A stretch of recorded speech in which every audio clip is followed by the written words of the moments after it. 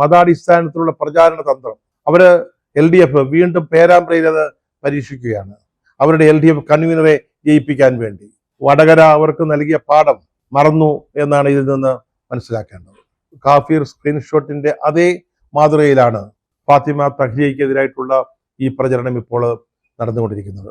അവരുടെ ഉന്നം അല്ലെങ്കിൽ ഈ പ്രചാരണം നടത്തുന്നവർ ആഗ്രഹിക്കുന്നത് മണ്ഡലത്തിലെ വോട്ടർമാർക്കിടയിൽ ഒരു വിഭജനം ഉണ്ടാക്കുക, ഭൂരിപക്ഷ വോട്ടുകൾ എങ്ങനെയെങ്കിലും പിടിച്ചു പറ്റുക. അതായത് ലീഗിന്റെ അല്ലെങ്കിൽ UDFന്റെ സ്ഥാനാർത്ഥി മതം പറഞ്ഞാണ്, അവരൊരു മുസ്ലിം പെൺകുട്ടിയാണെന്ന് പറഞ്ഞുകൊണ്ടാണ്, ഒരു മുസ്ലിമിന് മുസ്ലിങ്ങൾ വോട്ട് ചെയ്യണം എന്ന് ആവശ്യപ്പെട്ടുകൊണ്ടാണ് പ്രചരണം നടത്തുന്നത് എന്ന കാര്യം നാട്ടുകാർക്കിടയിലേക്ക് എത്തിച്ചാൽ ഭൂരിപക്ഷ സമുദായത്തിൽപ്പെട്ട ആളുകൾ അതിലൊരു പക്ഷേ പ്രകോപിതരായേക്കാം. അവരുടെ വോട്ടുകൾ അതുവഴി ലഭിച്ചേക്കാം. ആ ഒരു ഉദ്ദേശത്തോടു കൂടിയുള്ള പ്രചാരണമാണ് ഈ കൗമിലെ പെൺകുട്ടി എന്നതിലൂടെ, കൗമിലെ കുട്ടി എന്നതിലൂടെ CPM ഉദ്ദേശിച്ചത്. അതിപ്പോ തിരിഞ്ഞു കൊത്തുകയാണ്. ആളുകൾ കാര്യങ്ങൾ മനസ്സിലാക്കുന്നു, അവിടെ എന്താണ് സംഭവിച്ചത് എന്നുള്ളത് മനസ്സിലാക്കുന്നു.